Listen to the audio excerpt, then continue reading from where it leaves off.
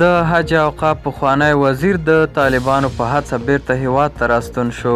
په سلامونو مو هرکلی کوم، زموږ یوټیوب چینل ته پخیر راغلی. که غواړئ په بشپړه توګه معلومات ترلاسه کړئ نو ویډیو راسره تر پایه وګورئ.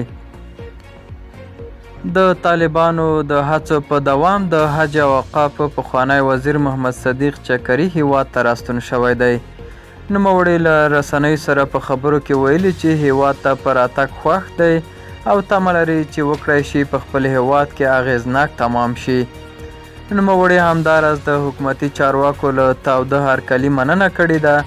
د رسنیو راپورونه وایي چې صدیق چکري د پخواني ولسمشر حامد کرزي د واکمنۍ پر مهال د حج اوقافو وزیر و، خو په فساد تورن و او د هغه مهال حکومت یې په محاکمه کولو بریالی نه شو.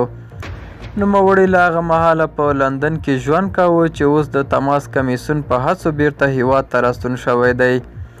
دا و زموږ نننۍ چمتو شوي ویډیو. تر بیا ښه وخت، ښې چارې.